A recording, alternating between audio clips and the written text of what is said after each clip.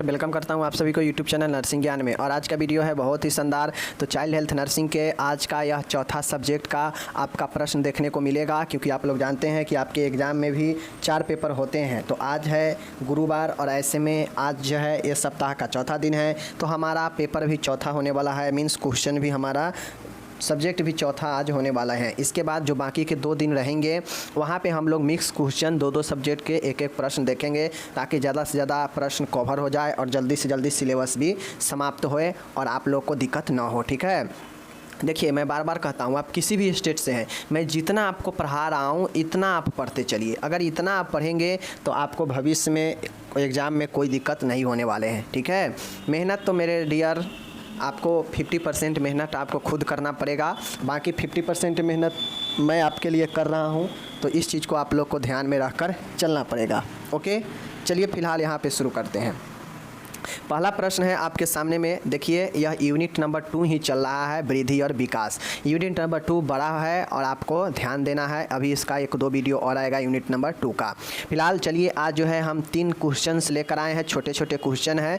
पहला क्वेश्चन यही क्वेश्चन थोड़ा बड़ा है, बाकी के 2 क्वेश्चन छोटे छोटे हैं। चलिए हम लोग देखते हैं। सबसे पहले पूछेगा आपसे प्रश्न कि बाल अवस्था में दुर्घटना से क्या समझते हैं। मतलब बच्चे में बाल अवस्था में होने वाले दुर्घटना से आप क्या समझते हैं, इसके बारे में आपसे एग्जाम में पूछ सकता है। ठीक है, साथ ही पूछेगा कि इन घटनाओं से कैसे बचे जा सकते हैं, इनके उपाय और इन दुर्घटनाओं के कारण बताएं। ठीक है, तो चलिए फिलहाल हम लोग यहाँ पे देखते हैं इसको अच्छे से, चाइल्ड एक्सीडेंट के बारे में और इसके प्रिवेंट और होने के कारण के बारे में। ठीक है, चलिए तो इसका आंसर क्या है मेरे डियर, यहाँ पे आप लोग देखिए आपके सामने में रखा गया है।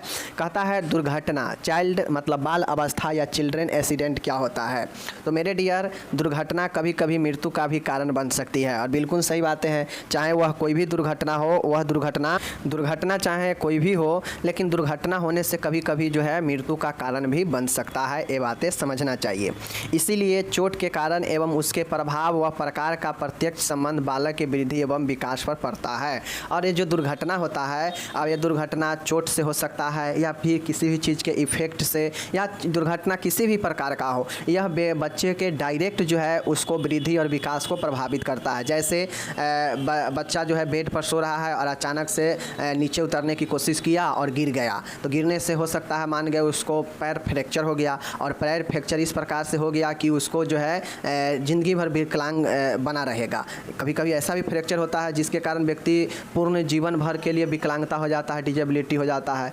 तो ये व्यक्ति बच्चे के वृद्धि और विकास को डायरेक्ट जो है क्या करता है, प्रभावित करता है। कौन? यही जो दुर्घटना होते हैं। ठीक है, इसलिए नर्स द्वारा बालकों के अभिभावकों को घरेलू सुरक्षा एवं विभिन्न प्रकार की दुर्घटनाओं के बारे में शिक्षित करनी चाहिए। इसीलिए ये जो दुर्घटना होता है, जो अलग अलग तरीके से बच्चे के साथ घटित होने वाला जो दुर्घटना है, इनसे बचने के लिए नर्स को जो है बच्चे के बालक के अभिभावक मतलब पेरेंट्स को घरेलू सुरक्षा और विभिन्न प्रकार के दुर्घटना से बचने का शिक्षा देनी चाहिए, शिक्षित करनी चाहिए। देखिए दुर्घटना कभी कभी मृत्यु का कारण बन जाता है, ये तो बात सत्य है। अब ये जो दुर्घटना होता है जिसमें चोट लगना या किसी चीज़ के इफेक्ट पड़ना, प्रभाव होने से, या अलग अलग प्रकार के दुर्घटना हो सकते हैं, जिसका संबंध बालक के और वृद्धि और विकास से डायरेक्टली जो है संबंध होता है। ठीक है, इसलिए जो नर्स होती है, नर्स को बालक के अभिभावक को सुरक्षा के घरेलू सुरक्षा और साथ में अन्य प्रकार के दुर्घटना से बचने का शिक्षा देनी चाहिए। तो यह जो है चीज़ें दुर्घटना के अंतर्गत ये सब चीज़ें हो सकता है, तो ये लिख देंगे। अब लिखेंगे हम लोग से पूछा है कि दुर्घटना के कारण क्या होते हैं। मेरे डियर बाल्य अवस्था में बच्चा में दुर्घटना होने के क्या क्या कारण हो सकते हैं। तो मेरे डियर बाल अवस्था में यानी बच्चे में जो दुर्घटना से संबंधित कारण है वह निम्नलिखित कारण है। अनेकों कारण से बच्चा दुर्घटना ग्रसित हो सकता है। ठीक है, कैसे? तो जैसे टूटे हुए सामान एवं खिलौने के भाग, पिन, सुई एवं नुकीले आभूषण आदि। देखते होइएगा कि बच्चा अबोध रहता है, बच्चा कोई चीज़ जानते नहीं रहता है कि हमको किस चीज़ से दिक्कत होगा और किस चीज़ से जो है सही होगा। उसके सामने उसके हाथ में जो भी चीज़ें लग जाता है उसको उठा के डायरेक्टली वह मुंह में रख लेता है। बच्चा में होता है ना अक्सर, चाहे वह कुछ भी सामान हो। इसीलिए बच्चे को दुर्घटना होने के कारण जो बच्चा में होता है वह सबसे ज़्यादा नुकीले सामान से होता है, जैसे टूटे हुए सामान, टूटे हुए खिलौने, पिन, सुई या नुकीले कोई आभूषण है जिसको बच्चा के द्वारा जो है उपयोग कर लेने से ये जो है बच्चा उससे घायल हो जाता है, दुर्घटना हो जाता है बच्चा के साथ। ठीक है। माचिस, पटाखे, चाकू, कैंची। अगर आप बच्चे के आसपास माचिस रखेंगे, पटाखा रखेंगे, चाकू रखेंगे या कैंची रखेंगे तो इन सब कारणों से बच्चा जो है घायल हो सकता है। ठीक है।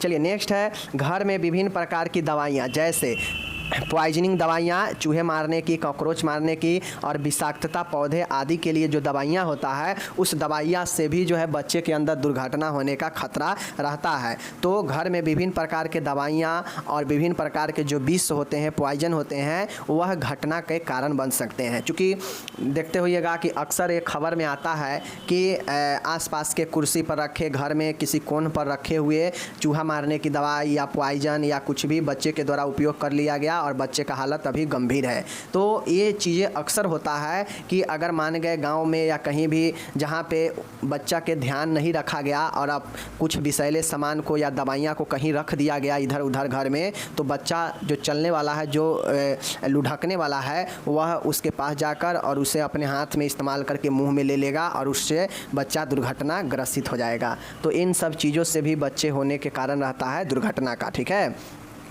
सीढ़ियाँ, खिड़की, पानी से भरी बाल्टीन व टब व गड्ढे। अब होता यह है कि जो सीढ़ी छत पे चढ़ने वाला होता है उस पर अगर आपका ये भी कारण बनता है दुर्घटनाग्रस्त होने का, चढ़ेगा बच्चा गिर जाएगा उससे तो दिक्कत होगा। खिड़की, अगर बच्चा खिड़की में अगर आपका जो रड लगा होता है, एक खिड़की से बच्चा अगर झांक रहा है उसमें रड नहीं लगा है अगर, तो बच्चा डायरेक्टली खिड़की के पार चला जाएगा, गिर सकता है। ठीक है।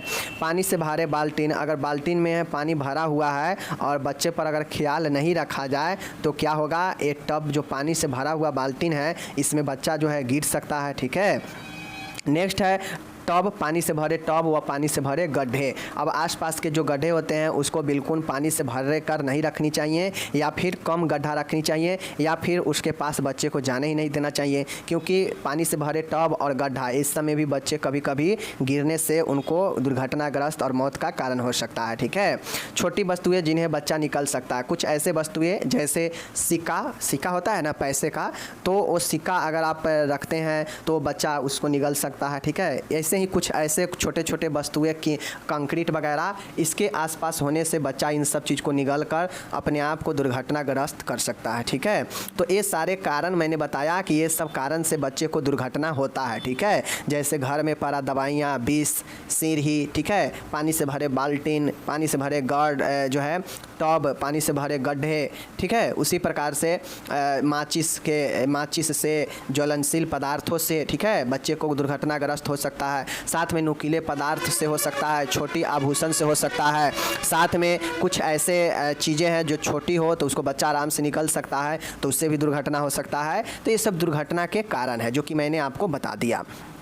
अब इन सभी दुर्घटना को कैसे बच सकते हैं, इसके बचाव मतलब इसके प्रिवेंट एक्सीडेंट मतलब दुर्घटना के कैसे बचाव के आप कौन कौन से उपाय कर सकते हैं, इस चीज़ को बताना है मेरे डियर। घर के अंदर अथवा घर के बाहर दुर्घटना से बचाव के लिए कुछ मुख्य निम्न उपाय अपनाने चाहिए।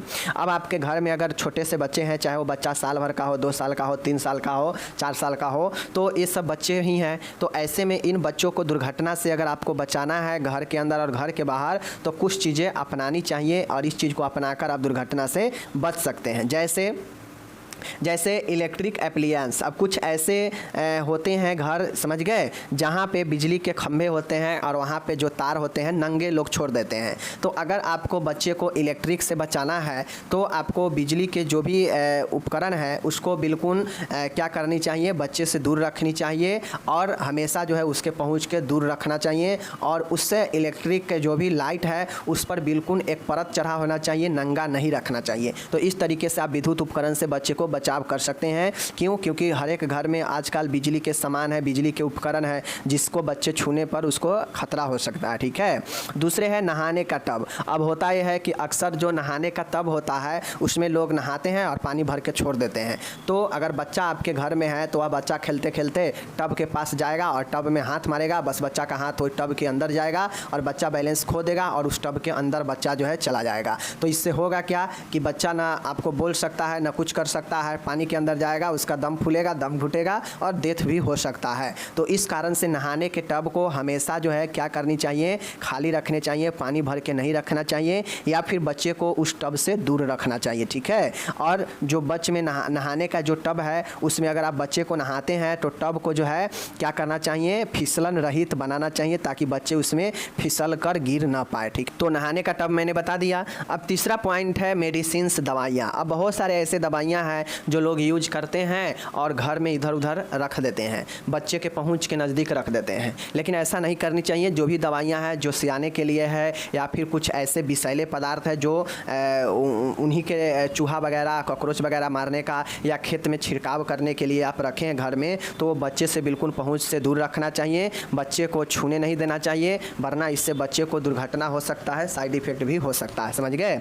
नेक्स्ट यहाँ पे हम लोग देखते हैं चौथा है पालतू जानवर। अब होता है कि घर में पालतू जानवर रखता है लोग, बिल्ली, खरगोश, कुत्ता, ये सब लोग पालता है, लेकिन यही जानवर कभी कभी खेलते खेलते बच्चा के साथ में बच्चे को बाइट कर देता है, काट लेता है, घायल कर देता है, तो ऐसे में बच्चे को इससे दुर्घटना हो सकता है। तो पालतू जानवर को हमेशा टीकाकरण जो है लगा के रखना चाहिए, ठीक है। और साथ में ये तो टीकाकरण हो गया कि अगर काट भी लेगा तो फर्क नहीं पड़ेगा, लेकिन सबसे पहला ध्यान देना चाहिए कि इस पालतू जानवर को बच्चे से दूर रखे, बच्चे को खेलने ना दे, वरना आपके बच्चे को वह पालतू जानवर घायल कर सकता है, दुर्घटनाग्रस्त कर सकता है। चीज़ों को समझ गए। चलिए, तो पालतू जानवर से बच्चे को हमेशा पेट्स से दूर रखें।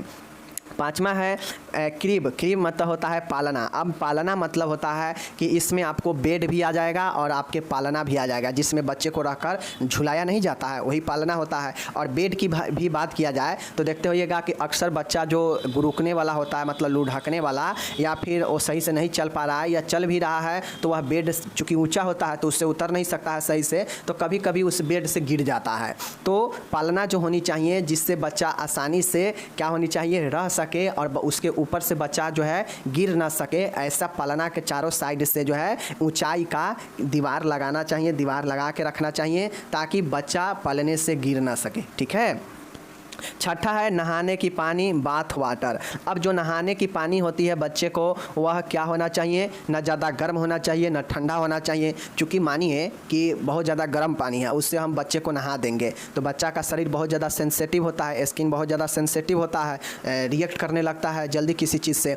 तो उस नहाने के पानी जो ज़्यादा ठंडा होगा या ज़्यादा गर्म होगा तो बच्चे को उससे प्रभाव पड़ेगा, दिक्कत होगा, ठीक है। तो इससे भी बच्चा दुर्घटनाग्रस्त हो सकता है। तो नहाने के पानी का तापमान कैसा है, इसको बच्चे के अनुकूल रखना चाहिए। नेक्स्ट है सातवां है खेलने की वस्तुएं, प्लेइंग ऑब्जेक्ट्स। अब होता है कि बच्चे को बहुत सारा खेलने के सामान दिया जाता है, खिलौना वगैरह, तो बच्चे को वैसा खिलौना ना दे जो नुकीला हो या जो टूट चुका हो, वो खिलौना को बच्चे से दूर कर दे। क्योंकि जब आप बच्चे को टूटे हुए खिलौने से दूर नहीं करेंगे और उसको वही देते रहेंगे तो कहीं ना कहीं खिलौना प्लास्टिक का होता है, ठीक है। तो बहुत सारे खिलौने प्लास्टिक के होने के कारण वह टूटने के बाद नुकीला हो जाता है। तो नुकीला होने से बच्चा जो है उसको अपने हाथ या मुँह में जो है उससे घायल हो सकता है, दुर्घटना ग्रसित हो सकता है, ठीक है। और साथ में उसको मुंह में भी ले सकता है, जो जाकर गले में फंस सकता है। तो ऐसे खेलने की वस्तुओं को जो बच्चे के लिए खतरनाक हो उससे दूर रखनी चाहिए, ठीक है। आठवां में है परिवहन। परिवहन का मतलब होता है कैरिज, परिवहन। अब बच्चे को हमेशा जो है परिवहन करते समय सुरक्षा पट्टी अवश्य बांधे। देखते होइएगा कि जो खासकर शहर में जो महिलाएं होती है वो अपने बच्चे के लिए वाहन में हमेशा सुरक्षा पट्टी का इस्तेमाल करती है। गाड़ी ट्रेवल करते समय सुरक्षा पट्टी का मतलब क्या होता है, सियाना लोग भी लगाते हैं, तो यह बच्चे के लिए भी लगाना चाहिए ताकि बच्चे को भी इससे सुरक्षा मिल सके। तो ये परिवहन से रिलेटेड हो गया।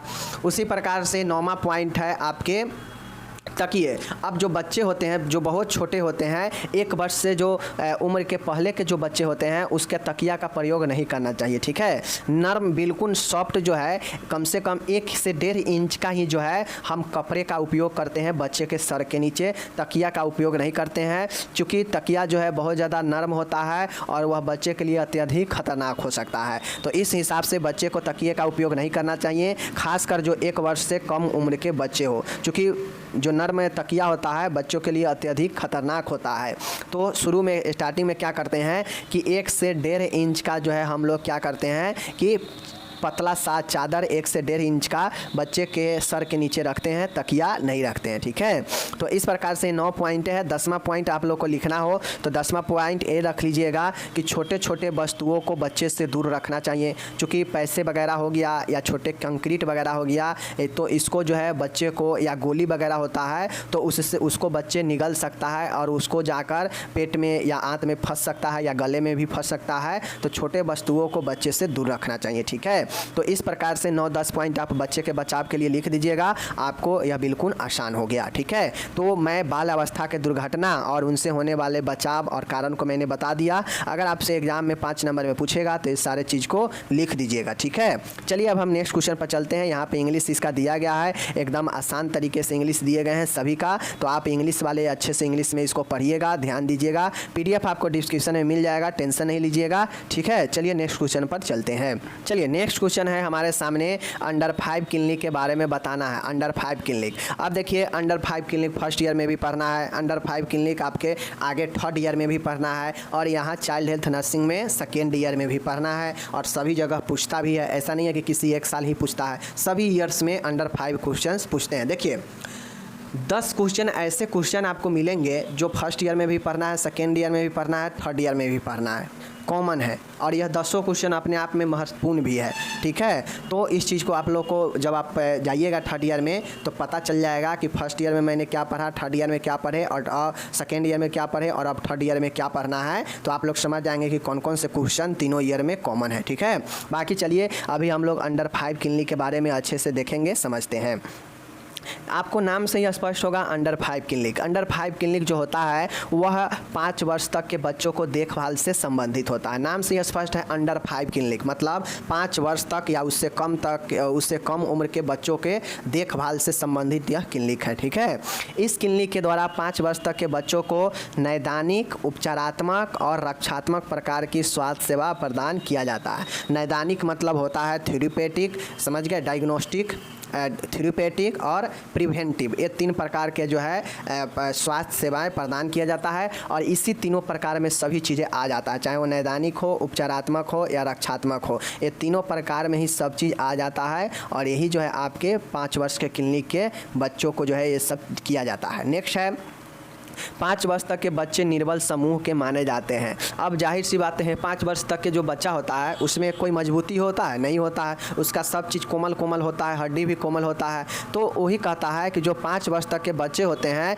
वह निर्मल समूह के माने जाते हैं, मीन्स कमज़ोर समूह के माने जाते हैं, बल का कमी होता है। इनमें बीमारी होने की संभावना तुलनात्मक अधिक होती है, जिसके कारण कई बार बच्चों को मृत्यु तक भी हो जाते हैं। अब 5 वर्ष तक के बच्चे जो निर्बल समूह के होते हैं तो इनको जो है बीमारी होने की संभावना दूसरे के तुलना में अधिक होता है। किनको? 5 वर्ष तक के बच्चे को, जिनके कारण कभी कभी बीमारी होने से बच्चे को मृत्यु तक भी हो जाता है। चीज़ों को समझ गए? चलिए, 5 वर्ष तक की आयु वृद्धि एवं विकास की उम्र होती है। अब जो 5 वर्ष तक की जो आयु होता है वह बहुत ही तेज़ी से आयु जो है वृद्धि और विकास का होता है 5 वर्ष तक का। ठीक है, यहाँ पे बच्चे को बहुत ज़्यादा वृद्धि और विकास होता है। अंडर 5 क्लिनिक द्वारा इस उम्र समूह के बच्चे को बेहतर स्वास्थ्य सेवाएं प्रदान कर उनमें इन जानलेवा बीमारियों की रोकथाम की जाती है।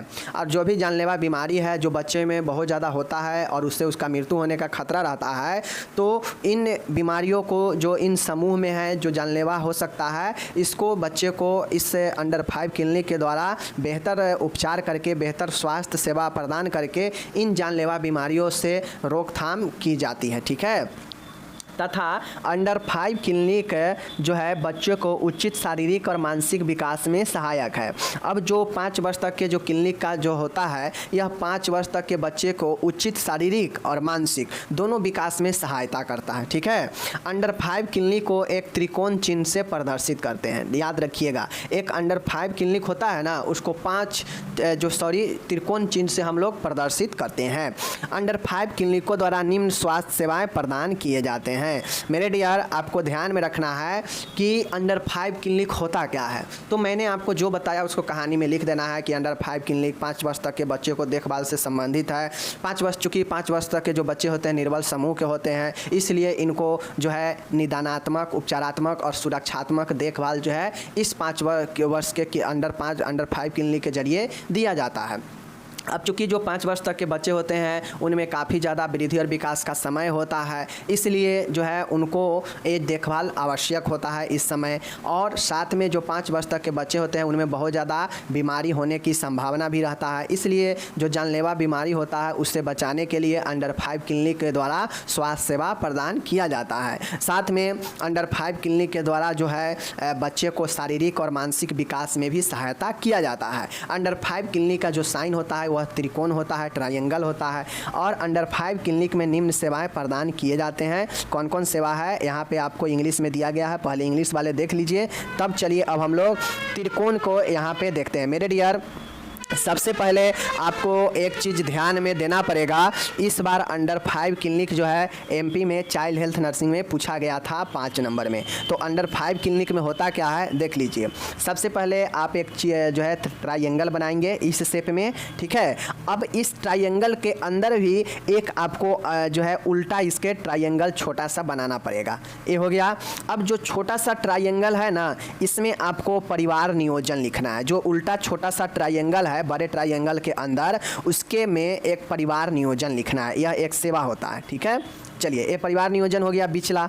ऊपर का जो त्रिकोण होगा उसमें रुगानता में देखभाल लिखना होगा। ऊपर का जो त्रिकोण होगा इसमें रुगानता में देखभाल, ठीक है। उसके बाद जो राइट साइड का ट्रायंगल यह बनेगा, इसमें निरोधक देखभाल होता है, ठीक है। और यह जो होता है ये लेफ्ट वाला जो ट्रायंगल है इसमें वृद्धि और विकास का निगरानी किया जाता है, ठीक है। और ये संपूर्ण जो ट्रायंगल होता है यह स्वास्थ्य शिक्षा को बताता है, ठीक है। तो यह 5 एक देखिए मैं बता देता हूँ, 1 number, 2 number, 3 number, 4 number and 5 number, यह 5 देखभाल दिया जाता है, ठीक है। रुगनता का देखभाल, निरोधक का देखभाल, वृद्धि निगरानी का देखभाल और बीच में परिवार नियोजन। और ये संपूर्ण त्रिभुज जो है किस चीज़ का है, स्वास्थ्य शिक्षा का है। ओके, चलिए ये हो गया। अब देख लीजिए इसमें 5 प्रकार के कौन कौन से देखभाल है। तो मेरे डियर, रुगनता में देखभाल, केयर इन इलनेस मतलब बीमारियों में देखभाल। रुगनता में देखभाल का मतलब है बीमारी में देखभाल। निरोधक देखभाल मतलब प्रिवेंटिव, निरोधक मतलब बचाव, रोकथाम का देखभाल, प्रिवेंटिव केयर यहाँ पे है।